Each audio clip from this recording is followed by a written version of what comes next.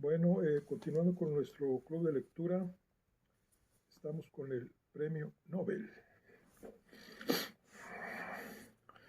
Y vamos a continuar.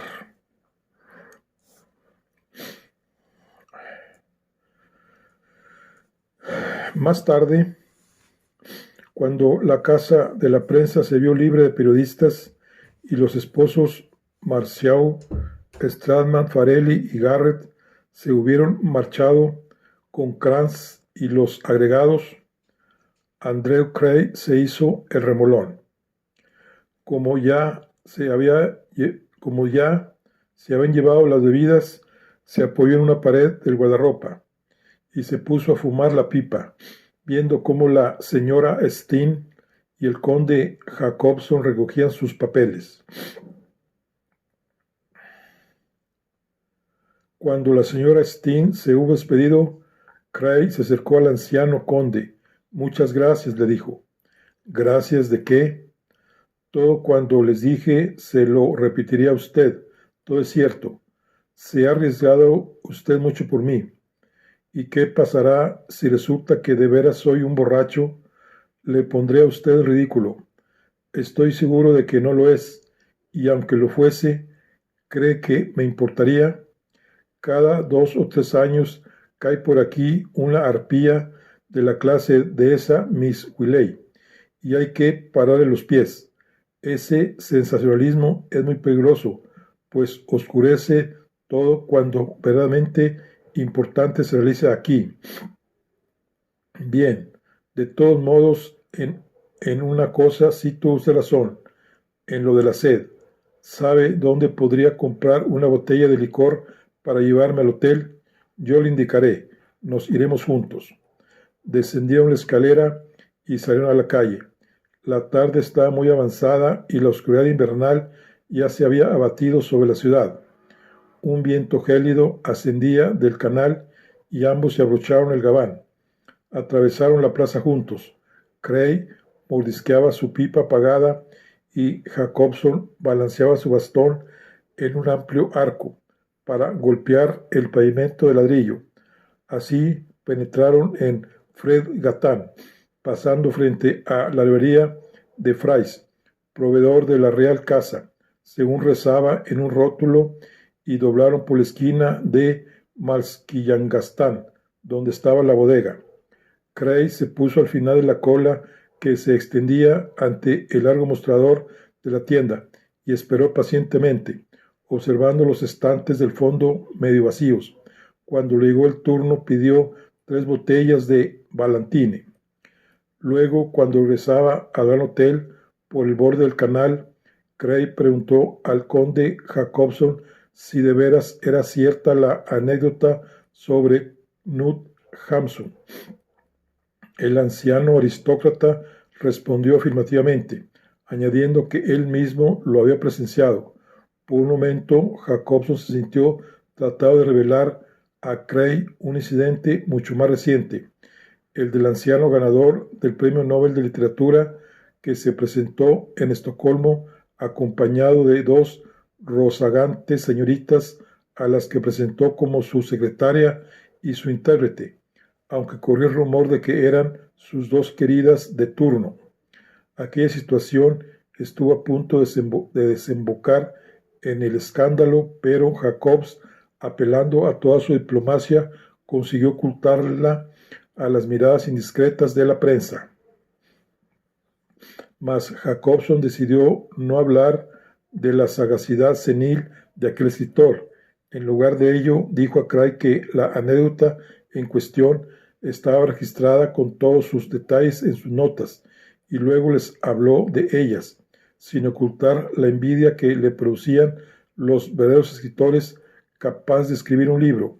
Habló con afecto de su estudio, situado sobre las dependencias de la Fundación Nobel, y de su museo particular, repleto de fotografías dedicadas y recuerdos de los anteriores premios Nobel. Esperaba que Cray tendría tiempo de visitar su museo, y Cray cada vez sentía más afecto por el anciano caballero. Respondió afirmativamente. ¿Cree usted que las conferencias de prensa de hoy han sido un éxito?, preguntó Cray, de las mejores que hemos tenido en una década, repuso Jacobson. Yo estuve en todas ellas. Ya le presenté al doctor Farelli. El médico, sí, hizo una observación muy interesante en el curso de su entrevista. Allen le preguntó cuál era la omisión más grave a su juicio en la historia de los premios de medicina. Él dio el nombre de Sigmund Freud. Naturalmente, él no podía conocer la verdad. Tal vez le da gracias saberla. ¿Cuál es? Sigmund Freud nunca fue designado oficialmente candidato para este premio.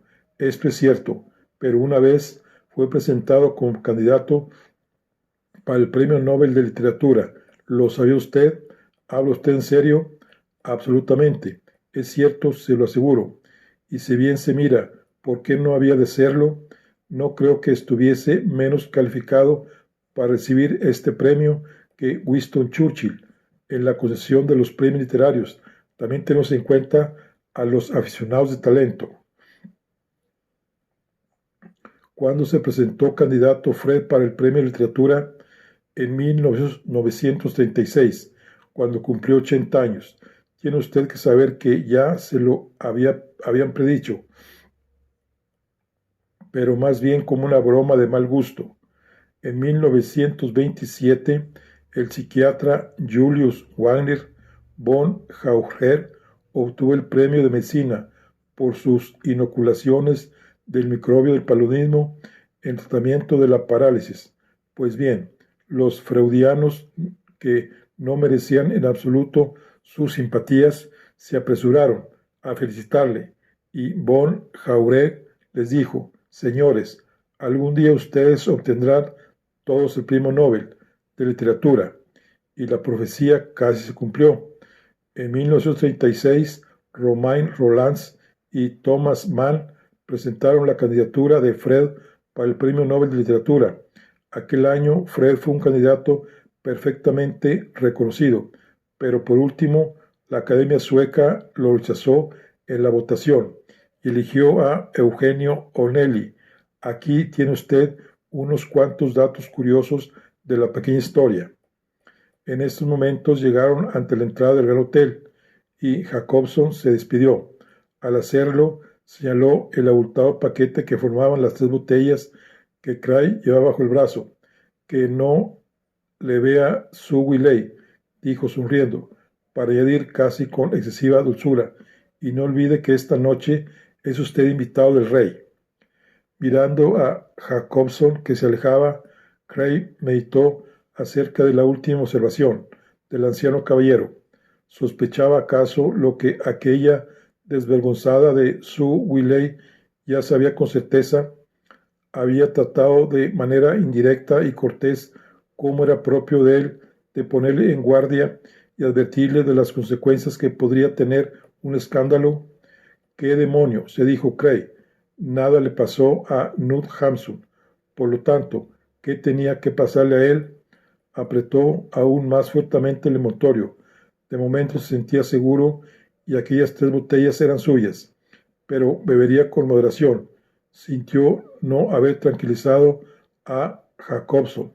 Hubiera deseado poder decirle que aquella noche sería digno de presentarse ante un rey.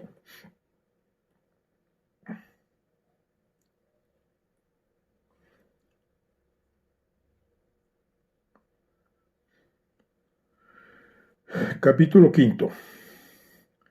En un ángulo de su tranquila y apacible biblioteca, a la luz de una lámpara de pie, el conde Bertil Jacobson, vistiendo camisa almidonada, tirantes blancos, fajín y pantalones de etiqueta, permanecía sentado ante su anticuada mesa escritorio de nogal, una reprobación del intenso modernismo de la generación actual, y con aire pensativo golpeaba con el extremo superior de la pluma el libro verde que tenía abierto ante sí.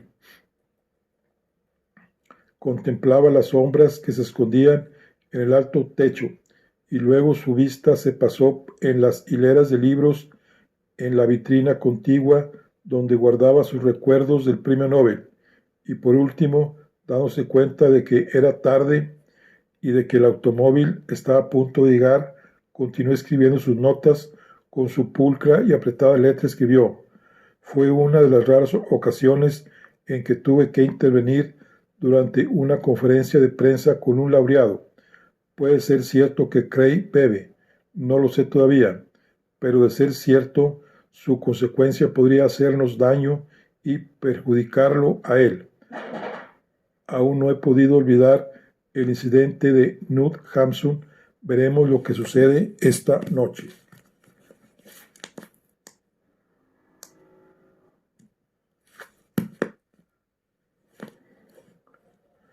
Releyó lo que había escrito y se disponía a dejar la pluma en el portaplumas cuando decidió añadir un párrafo menos especulativo y más concreto. El banquete real ha sido trasladado a esta noche, 3 de diciembre, y constituirá la inauguración oficial de la Semana Nobel, exceptuando la tarde en que se celebrará la ceremonia de concesión, que constituirá la coronación de los actos, y el banquete celebrado en el ayuntamiento que tendrá lugar a continuación, el banquete real al que solo pueden asistir contadas personas y que se haya dominado por la presencia del soberano, suele ser el acontecimiento social más memorable de nuestra temporada de invierno. Recuerdo que después de recibir el premio de literatura en 1923, el poeta irlandés William Butler Yeats escribió, refiriéndose al banquete: yo, que nunca había estado en una corte, me encontré conmovido antes de que llegase la noche, como si hubiese asistido a una ceremonia religiosa. Supongo que los ganadores de este año se sentirán igualmente impresionados. Cuidadosamente, Jacobson aplicó un secante a la página, cerró el libro verde y lo guardó en el cajón medio de su mesa.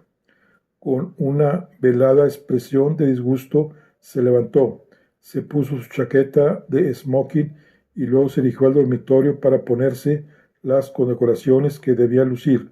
Sabía que su vista le apaciguaría, le recordaría su larga experiencia y su ejemplar labor al servicio del trono, al atender a hombres de todas clases y de todas las naciones, pero suponía que aquella noche no necesitaría la confianza que le infundían sus condecoraciones.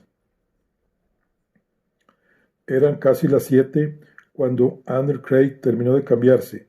En lugar de su smoking, se había puesto un traje azul marino recién planchado. Era la segunda vez que se cambiaba aquella noche. La media botella de whisky que había consumido a últimas horas de la tarde, a sorbitos y en la intimidad del cuarto de baño, sin que lo alcanzase la mirada desaprobadora de Lea, le había hecho olvidar las instrucciones escritas acerca del modo de vestirse para el banquete real. Solo cuando abrió la puerta para admitir en sus habitaciones al señor Manker, el atildado y puntual agregado, un hombre joven y que gastaba un alto tupé que le había sido asignado por el Ministerio Sueco de Asuntos Exteriores, le recordó con el mayor tacto el protocolo. El señor Manker se quitó su sombrero de fieltro y el gabán, dejando ambas prendas cuidadosamente sobre una silla marrón, y se sentó muy rígido en el sofá, mientras Craig, con la boca pastosa a consecuencia de la vida, se esforzaba por hallar un tema de conversación. Aquella embarazosa pausa quedó resuelta por la aparición de Lea, que salía deslumbradora de su dormitorio. ¿Cómo está usted, Mr. Manker? Ha venido a inspeccionarnos. ¿Qué tal lo encuentra? Dio una alegre vuelta, algo desmañadamente, según le pareció a Craig. Llevaba su pelo castaño recogido hacia atrás, en un moño, más apretadamente que de costumbre. Su cara tersa y sin una arruga estaba perfectamente maquillada, y el traje de noche de raso encarnado descendía en forma tubular en torno a su rígida figura. El señor Marken se levantó inmediatamente para demostrar su aprobación y luego dio un galante taconazo, inclinándose para besar su mano. Exquisita, murmuró, y Cray, que le miraba a través de los vapores del alcohol, adivinó que se trataba de pura fórmula, y les gustó aquella cortesía profesional y falsa. Resulta muy fastidioso tanto protocolo, prosiguió el señor Manker, pero así son las monarquías, incluso las más democráticas. Aunque yo lo apruebo, gracias a ello tenemos islas de educación y dignidad entre la multitud de las masas grises. Yo también estoy de acuerdo, dijo Lea, complacida. El señor Manker examinó brevemente a Cray y luego adelantó el lado inferior para recogerlo de nuevo. Para el banquete real que se celebra todos los años, dijo, Su Majestad el Rey lleva traje de etiqueta. ¿Y corona? Preguntó Lea. No, por Dios. La corona le acompaña, pero como un símbolo, repuso el señor Manker. Podrá verlo por usted misma durante el banquete. La familia real y los miembros de la realeza, muy pocos en número, que han sido invitados, también llevarán traje de etiqueta. Es posible que alguno lleve uniforme de gala. Los embajadores cuyas naciones se hayan representadas entre los grados actuales y los miembros de nuestro gabinete llevarán traje oscuro, pero no de etiqueta. Las damas de la corte y las demás señoras todas llevarán más o menos lo mismo, vestidos de tafetán o terciopelo negro con mangas abombadas. Esto se hace para que ninguna pueda eclipsar a las demás. En cambio, las esposas o parientes de los laureados pueden llevar cualquier clase de traje de noche, del corte y color que desee. Miss Decker ha elegido con mucho gusto. En cuanto a los laureados, como los miembros de nuestro gabinete, llevarán traje oscuro, pero no de etiqueta. Este se reserva para la ceremonia de clausura que se celebrará el día 10. Craig comprendió que el señor Manker se dirigía a él y de pronto comprendió que pisaba en falso. Así, yo no tengo que llevar smoking para esta fiesta, ¿no es eso? Nadie le impedirá la entrada, repuso el señor Manker con su educada sonrisa, pero correría el riesgo de que lo confundiesen con un miembro de la familia real. Sí, efectivamente, es preferible traje oscuro ordinario.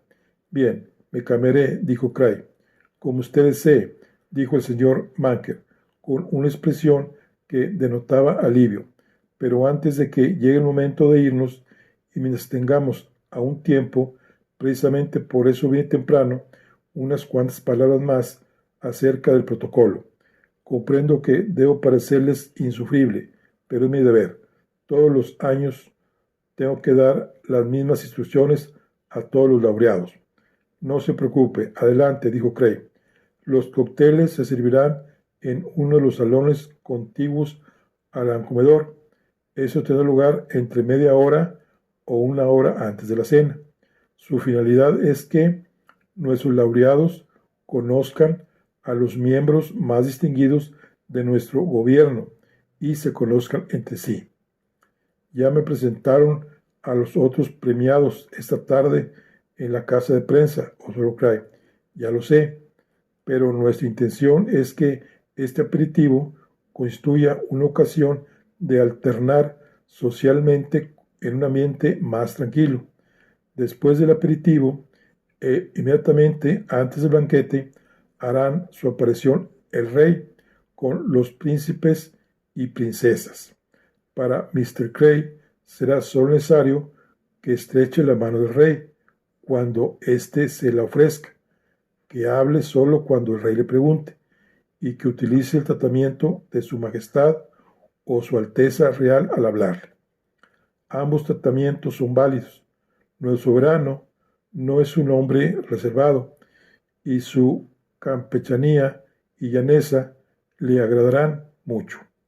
Los lugares que ocuparán los invitados a la mesa del banquete estarán señalados mediante tarjetas. Permanecerá usted de pie hasta que su majestad se siente. Entonces, como es natural, usted también podrá sentarse. En cuanto a usted, Miss Decker, Cuando la presenten al rey, tendrá que hacer una profunda reverencia. Yo nunca he hecho tal cosa, no sabré cómo hacerlo, exclamó Lea, sinceramente preocupada. Para esto me tiene usted aquí, repuso el señor Marker con flema. Le enseñaré a usted cómo hay que hacerlo, y después lo ensayaremos juntos mientras Mr. Cray se cambia. Cray encontró algo insolente esta última indirecta, pero su mente alcoholizada la dejó pasar sin protesta. Saliendo del saloncito, corrió las cortinas frente a la entrada de su dormitorio y comenzó a cambiarse. De pie ante el espejo se contempló, vestido con su traje oscuro, y supo que solo le faltaba una cosa, un traguito. Entrando en el cuarto de baño, sacó la botella de whisky medio vacía que había ocultado en el suelo detrás del bidé. La descorchó y echó no uno, sino 3 tragos. Aquello equivalía a un cuartillo, y con aquello entre pecho y espalda ya se sentía tonificado y dispuesto a todo. Ocultó nuevamente la botella y volvió al dormitorio. Se sentó un momento a descansar en la butaca que había frente a la doble cama, en espera de que aquel agradable calorcillo invadiese y ocupase todo su cuerpo. Desde ahí oía los crujidos, susurros y frases protocolarias que acompañaban el ensayo de las reverencias que tienen lugar en el saloncito. Observó por primera vez que sobre la cabecera de su lecho había un cuadro con marco de caoba que resultaba muy regio y apropiado para la ocasión. Representaba a Napoleón Bonaparte jugando con su malogrado hijo, el aguilucho. Era una copia de la tela de Julius Girardet. Le impresionó a Cray no como obra de arte, sino como el lamento provocado por una gloria extinguida, y le pareció tan anacrónico como la noche que le esperaba. Cray tendió la mano para alcanzar la hoja ciclostilada que tenía en la mesita de noche, a fin de leerla de nuevo. Su Majestad el Rey se complace en imitar a los laureados por la Fundación Nobel con sus distinguidas esposas y parientes, al banquete que se hará el 3 de diciembre a las 7:30 horas de la noche en el Palacio Real de Estocolmo. Pasará un automóvil a Argeles al hotel a las 7:10 y las personas invitadas serán acompañadas a Palacio por los agregados que les han sido asignados. Cerró el traje de... Las palabras siguientes se hicieron borrosas. Cray estrujó en su mano la hoja de papel y, tratando de imitar a un ídolo de baloncesto de su juventud, era Heights de Pittsburgh, Murphy de Purdue o McCracken de Indiana. Tiró la bola de papel a la distante papelera sin acertar. Su reloj señalaba las 7:07. Tambaleándose, se levantó para ponerse en posición de firmes ante el espejo y observó con satisfacción que ya no le faltaba nada. Apartando la cortina, entró en el saloncito. «Ok, Mr. Marquet». Marquet dijo con voz pastosa: «Lléveme ante su jefe». El silencioso coche oficial cruzó a toda velocidad el puente de Strombor en la helada oscuridad del anochecer y se acercó con rapidez al imponente Palacio Real de Skeppsbron, brillantemente iluminado, que defendía la isla medieval donde se alzaba la ciudad vieja de Estocolmo.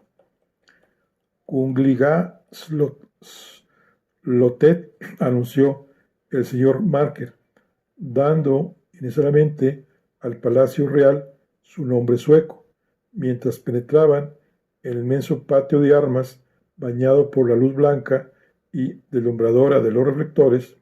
Los altos miembros de la guardia llevaban brillantes cascos de acero terminados en punta, botas de cuero negro y los tradicionales uniformes oscuros adornados con charreteras blancas. Tenían un amedrentador aspecto prusiano, hasta que se veían sus bondadosas caras suecas semejantes a las de 1 millón de niños que no necesitaban licencia de armas para sus fusiles de juguete. Los guardias se cuadraron militarmente cuando Cray se apeó del automóvil, seguido de Lea y el señor Manker, y por un momento a Cray le gustó aquella comedia, disfrutando con la perspectiva de su inminente coronación y lamentando la Revolución Francesa, mientras deseaba la desaparición de los aspectos más sólidos de la democracia. Afortunadamente, un rutilante oficial se unió al señor Marker para acompañarles por el desigual pavimento enlosado.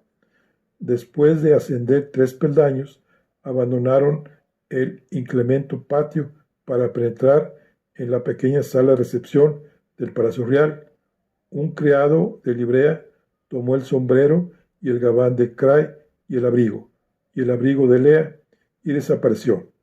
El señor Manker, que no se había quitado el gabán, los acompañó a un despacho, donde un palafrenero en uniforme de gala los saludó efusivamente. El señor Manker y el palafrenero intercambiaron algunas frases en sueco, y después el agregado se volvió a Cray para decirle: «Ha sido usted el primero en llegar. ¿Le gustaría ir inmediatamente al salón o tal vez dedicar 10 o 15 minutos a visitar una parte del palacio?» Aún aterido por el frío que había sentido durante el corto viaje, Cray hubiera deseado ir al salón para calentarse bebiendo unas copas, pero tampoco deseaba ser el primero de los invitados. Antes de que pudiera tomar una decisión, Lea lo tomó por el brazo. «Oh, vamos a visitar el palacio si es posible. Supongo que no habrá corrientes de aire», añadió Cray sombrío. El señor Manker los acompañó a una curvada escalinata de mármol que aún parecía más magnífica que los 2 rígidos guardias que presentaban armas al pie de la misma, con sus corazas de plata resplandeciendo sobre sus uniformes del tiempo de Carlos II. Subieron entre unas paredes adornadas con antiguos tapices amarillentos, y cuando llegaron a lo alto de la escalinata, avanzaron por los corredores y lujosas salas del museo. La impresión que se llevó Cray fue de inmensidad, mediocridad y lujoso desaliño. Mientras recorrían los interminables salas, este es el lecho del rey Oscar II, aquella es la vajilla de Carlos IV, esos objetos de arte pertenecieron a Gustavo III. Cray se sentía abrumado por lo prosaico y vulgar de todo aquello. Suecia era una nación pequeña y remota, efectivamente, pero había ofrecido al mundo nombres más importantes que aquellos títeres palaciegos. Habían tenido a un Tycho Brahe y un Emanuel Swedenborg, a Jenny Lind y Linneo, y por qué no, incluso al que le había dado el premio Alfred Nobel.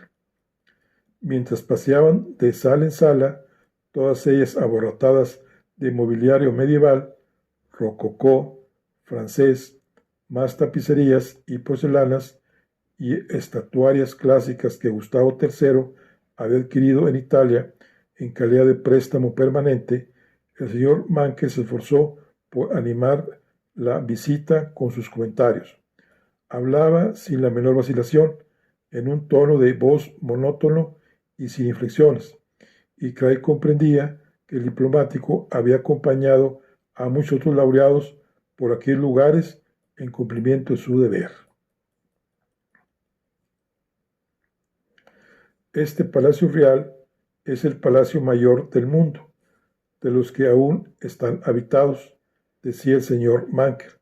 Tiene 680 habitaciones. Nuestro rey actual utiliza 30 de ellas para su alojamiento particular. En el siglo XIII, esto era una fortaleza. La familia real convirtió este palacio en su residencia en 1754 y desde entonces lo han ocupado sus descendientes. ¿Por qué hay tantos cuadros de Napoleón y Josefina?, preguntó Cray, interesado por primera vez, y entonces se acordó de la historia que había estudiado, tal vez a causa de la familia Bernadotte. Exactamente, contestó el señor Manker. Lea, que había dejado de estudiar historia el día que obtuvo el título de maestra de primera enseñanza, preguntó entonces, ¿de qué se trata? Me parece que no estoy enterada. La actual rama reinante, explicó solícito el señor Manker, tiene su origen en Francia y se inició en 1818. Se trata de una historia muy curiosa.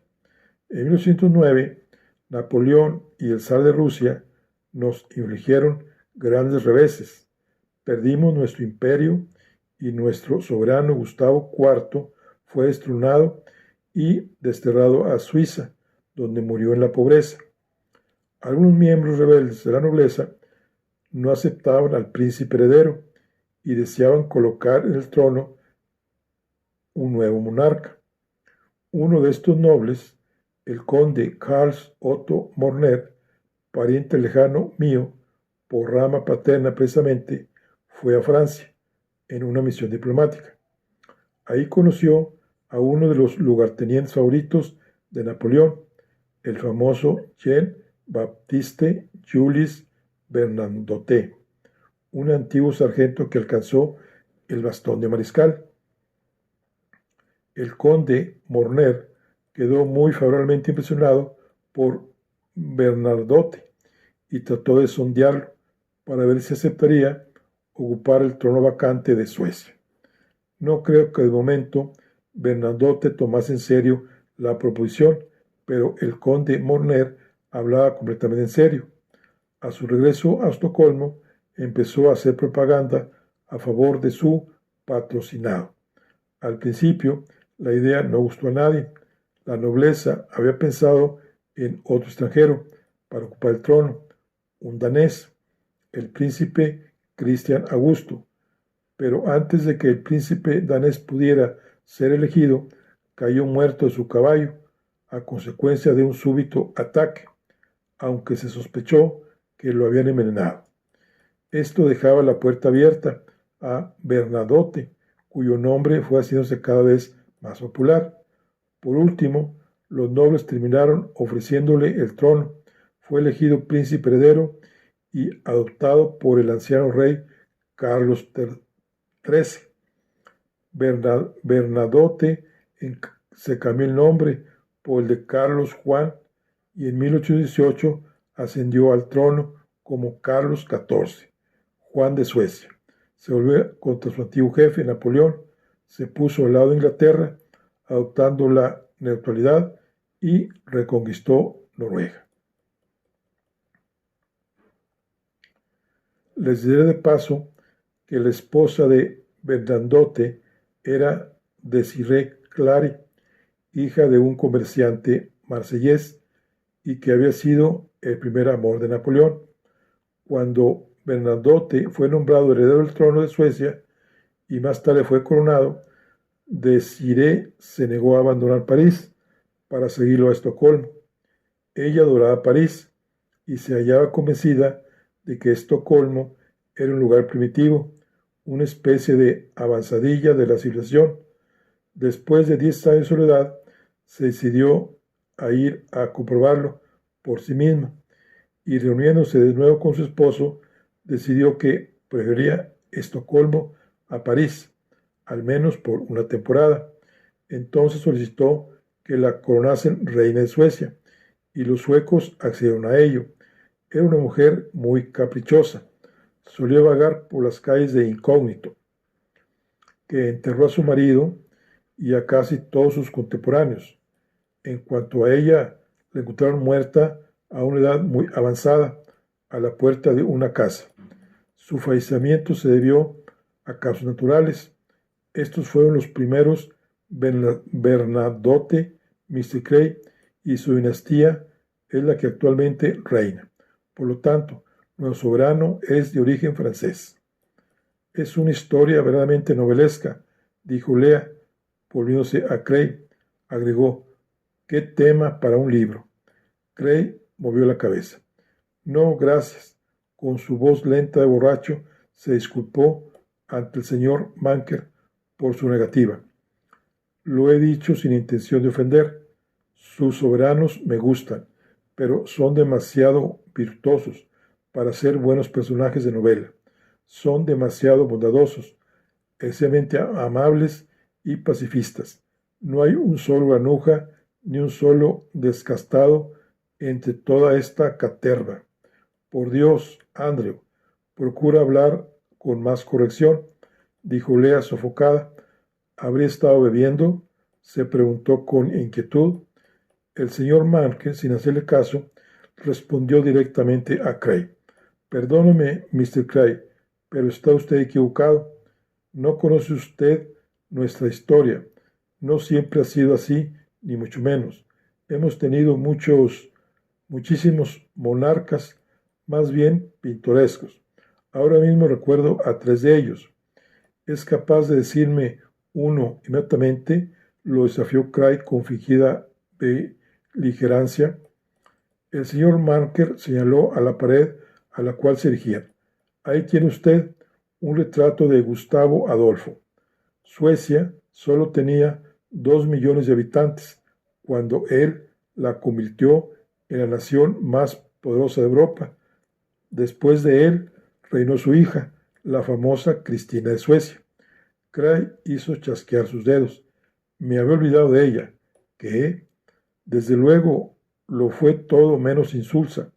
A los 18 años se negó a pronunciar el juramento como reina de Suecia, haciéndolo en cambio como rey.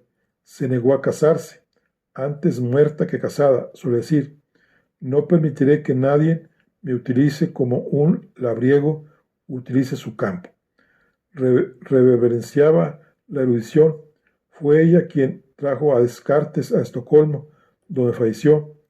Como estaba delicada de salud, viajó por los países más cálidos de Europa, se enamoró de Italia, se convirtió al catolicismo y abdicó la corona de Suecia. El Papa y el rey Luis XIV de Francia la recibieron con toda pompa.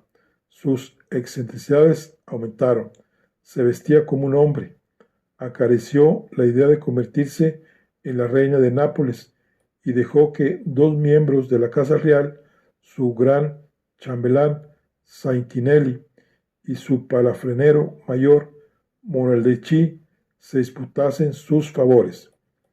Cuando Monaldeschi incurrió en sus iras, alentó a Santinelli para que lo asesinase. Es la única de nuestros soberanos que no está enterrada en la iglesia de Ridarcolón, que ustedes habrán podido ver y que se encuentra a cosa de 1 kilómetro del palacio. Su padre, Gustavo Adolfo, descansa en ella.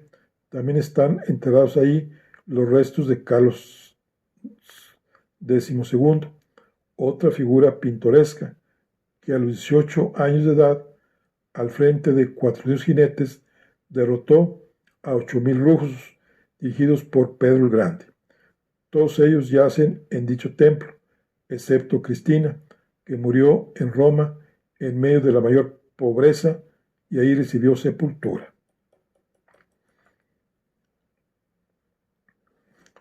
Cray, ablandado por licor, sentía propensión a la benevolencia y compadeció al pobre agregado que se esforzaba tanto por complacerlos. Quizá mi juicio fue precipitado. Sabemos tan pocas cosas de Suecia. Si Cristina fue una mujer de carácter, desde el punto de vista de un escritor, desde luego ella es la más interesante. Aunque si bien se mira, no fue verdaderamente una sueca en cierto sentido. Fue tan sueca como yo, afirmó el señor Manker. Únicamente se dejó seducir por la pasión del latinismo.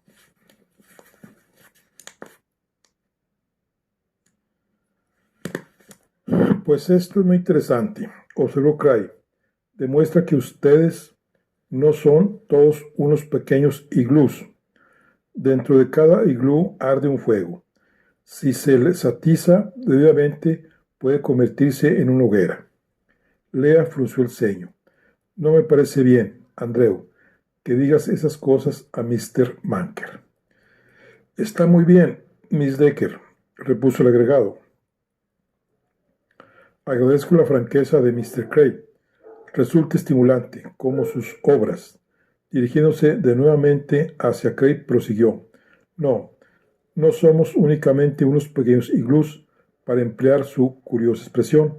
Somos tan cálidos como los ciudadanos de cualquier país, quizás aún más. Y por otra parte, la educación que recibimos se ocupa de nuestras pasiones. Los niños suecos inician su educación sexual el primer año que asisten a la escuela, de primeras letras. Enseñamos a los estudiantes de segunda enseñanza, o sea, a jóvenes, adolescentes de ambos sexos, el empleo de medios anticoncepcionales. Somos un pueblo sano que habla sin recato y de una manera normal de las cuestiones sexuales. Por lo que he leído, ustedes los norteamericanos son más bien lo contrario, pues suelen ocultar todo lo relativo a dichas cuestiones. En efecto, así es, asintió Cray sonriendo. Ninguna nación de la Tierra habla y piensa tanto de estas cuestiones y hace tan poco en la práctica acerca de ellas como nosotros los norteamericanos. Pero, ¿qué clase de conversación es esta? Le interrumpió Lea sonrojándose. Mi cuñada tiene razón, dijo Cray al señor Manker. Indicó con la mano otro grupo de pinturas, tapicerías y mobiliario de época. No está bien comentar estos temas tan carnales entre la grandeza de los reyes.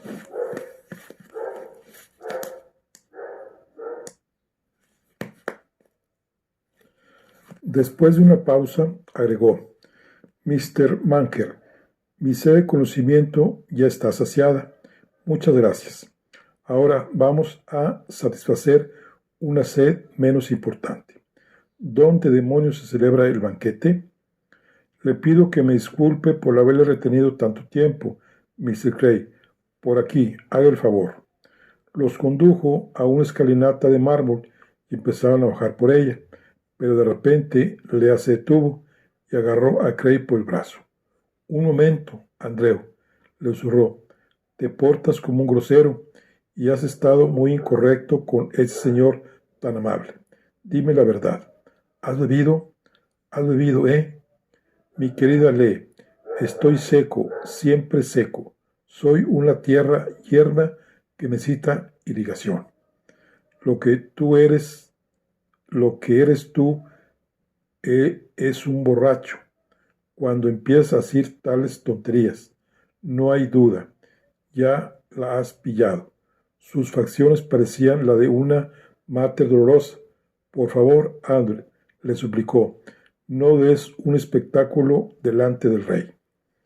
La palabra espectáculo conjuró ante él la maravillosa imagen de su predecesor Knut Hamsun, dando un travieso tirón a la faja de Selma Lagerlöf, como un gesto que podía permitirse un laureado con un colega. Sonrió para los adentros ante tan divertida imagen. Me portaré bien, le prometió. Millersdam estará orgulloso de su héroe. Prosiguió el descenso. Me acordaré de beber con moderación y tú acuérdate de hacer bien la reverencia. Déjate de bromas. Si no quieres hacerlo por mí, hazlo por Harry. Todo tu futuro depende de cómo te portes esta semana. Y esta semana empieza ahora, esta noche. Tú preocúpate de hacer bien la reverencia y deje el asunto de las bebidas para mí, le dijo Cray por encima del hombro. Verás como ni tú ni yo nos caeremos de narices. El señor Manker los acompañó hasta la puerta del gran salón adyacente al comedor real y, llamando entonces al conde Jacobson, se excusó y los dejó. El grado del señor Manker, que no era más que tercer secretario, no era lo suficientemente alto para permitirse asistir al banquete. El conde Jacobson hizo pasar a Cray y Lea al espacioso salón. Este es Vita Javet, la sala del Mar Blanco, le explicó Jacobson. Antes se celebraban aquí los bailes de la corte y Oscar II solía distribuir sus regalos de Navidad en el salón. Al otro lado está la galería de Carlos XI, el comedor, y más allá, después de pasar por la pequeña antecámara que se encuentra al extremo de este estrecho corredor, está el regio dormitorio de Sofía Magdalena. Más tarde podrán verlo. Craig contempló el gran salón llamado del Mar Blanco. Su decoración parecía pertenecer al estilo imperio azul y blanco, y la estancia se veía aún más elevada debido a las columnas blancas y doradas, tenuemente iluminadas por las velas que ardían en las centellantes arañas. Dos enormes chimeneas en las que ardía el fuego esparcían su calor por el salón, a pesar de la gran cantidad de invitados que ya se encontraban ahí reunidos. Craig pudo distinguir enormes pinturas al óleo que le eran desconocidas, cómodas con la parte superior de mármol, divanes descoloridos, mesas y sillas. Jacobson señaló las 3 alfombras que cubrían el piso. Gustavo III la recibió como un regalo en Francia hace casi 2 siglos. Craig distinguió un pequeño balcón situado sobre la entrada, atestado de personas que miraban. Preguntó quiénes eran aquellos espectadores. Jacobson le explicó que eran los representantes más distinguidos de la prensa. Craig trató de descubrir entre ellos a Su Willey, no la vio y se sintió aliviado.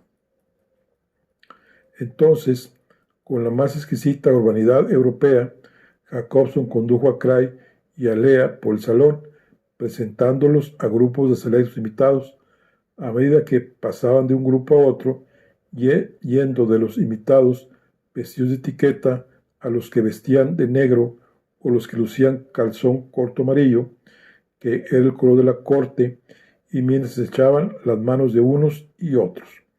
Craig escuchó sus nombres, que olvidó, pero no así sus títulos: un príncipe, un obispo, un barón, un profesor del Comité Nobel y miembros del Instituto Real Carolina, el embajador de Francia, la esposa del presidente del Consejo, el ministro sueco de Asuntos Exteriores, el secretario permanente de la Real Academia Sueca y una docena de títulos más.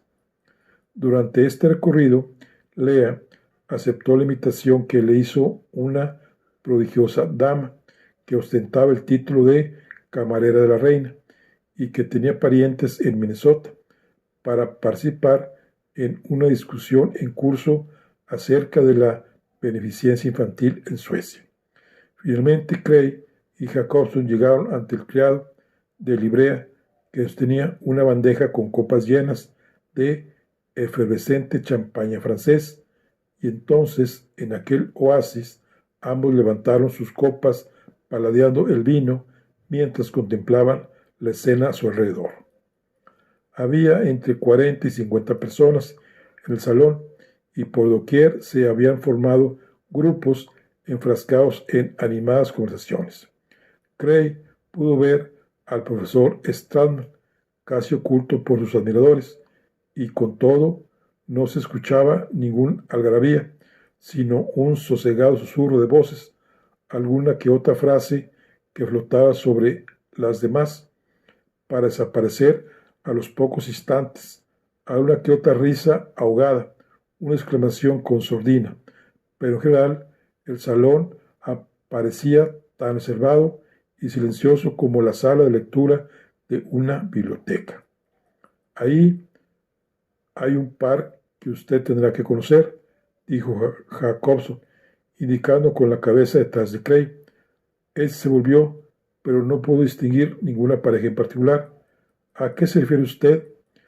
A este caballero que parece un palillo, el pelirrojo que va de etiqueta. Es Conrad Evan. Es un millonario noruego, dueño de grandes almacenes en toda Escandinavia. Hace algunos años Estuvo en las Naciones Unidas. Es un miembro importante del Comité Nobel del Storting o Parlamento Noruego, que se reúne en Oslo para otorgar los premios Nobel de la Paz.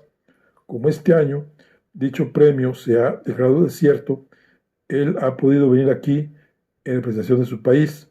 Su interlocutor, el señor Calvo, que viste de chaqué, es el hombre más rico de Suecia, un verdadero multimillonario. Quizá habrá oído hablar de él, pues es muy famoso. Es el industrial Ragnar Hammarlund.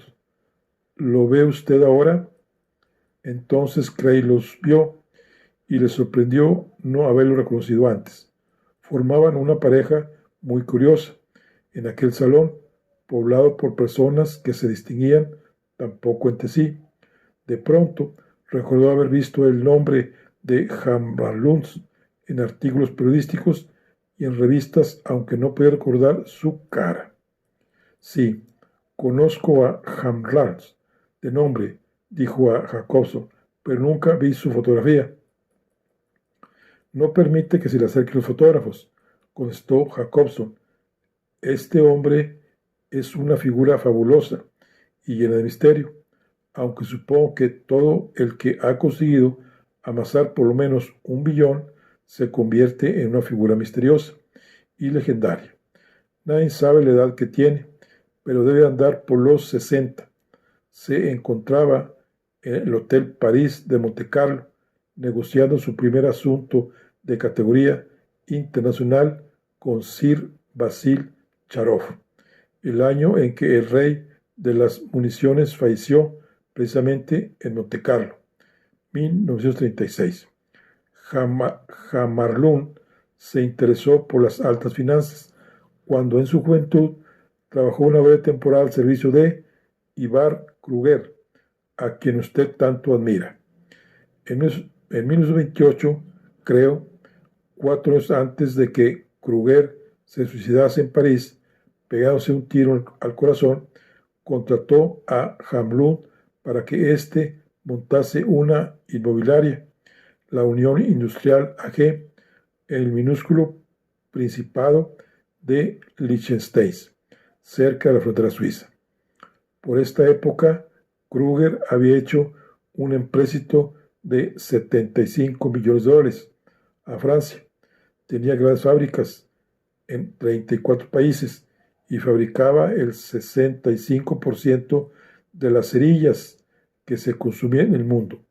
Pero en mi opinión, Hammarlund se olió la tostada. Consideraba a Kruger como un verdadero mago de las finanzas, pero también adivinó que podía tratarse de un superestafador.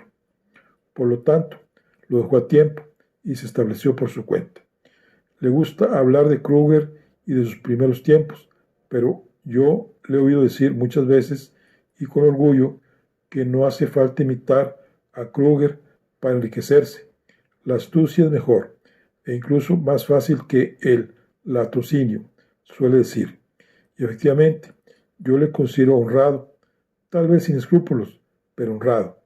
Todo lo honrado que puede ser un hombre que ha reunido tantos millones. Se dedica también a la fabricación de cerillas. No va su fortuna en un artículo tan frágil. Ha invertido su dinero en infinidad de empresas, en Escandinavia, en Norteamérica, en todo el mundo. Poseyó parte de la empresa cirúrgica Bofors con Axel Wenner-Gren y Krupp. Posee centrales hidroeléctricas, una flota mercante, bosques, montañas con minas de hierro, diversas líneas aéreas, periódicos, pozos de petróleo, bancos, docenas de bancos. No me atrevo ni a empezar a enumerarle todas las cosas que posea. Sabrá más cosas de él cuando el día 6 visite su finca de Djurgården, el parque de animales que no está muy lejos de Estocolmo, y donde Hammarlund ofrece una cena a los galardonados con el premio Nobel. Asistirá usted a ella, supongo. No desearía perdérmela. Creo que será conveniente que ahora se lo presentase. Así se conocerían. De todos modos, debo advertirle que no es un conversador fácil cuando está lejos de su finca. En su casa es un hombre cordial y conversador. Fuera de ella se muestra muy reservado y parece estar siempre en guardia. No, Hamblum no le dirá gran cosa esta noche, pero en cambio creo que le gustará muchísimo conocer a Conrad Evang. Es un hombre encantador, pero muy serio. Es una verdadera enciclopedia de datos sobre los premios de la paz que se dan en Oslo. Quizá yo sobrevaloro esta característica suya, porque como usted sabe, yo me dedico a una actividad similar, reunir datos sobre nuestros premios. ¿Le gustaría conocerlos? Sí, me encantaría, dijo Cray, pero antes permítame que beba otra copa. Una sombra de aprensión cruzó por el semblante de Jacobson. De todos modos, hizo una seña a un criado de Librea, quien se acercó con la bandeja. Cray depositó su copa vacía sobre ella y tomando otra llena de champaña, se la llevó inmediatamente a los labios. Muy bien, dijo por último, vamos a hablar de paz y de dinero. Bueno, aquí concluimos la charla del día de hoy. Nos vemos en la siguiente. Hasta luego.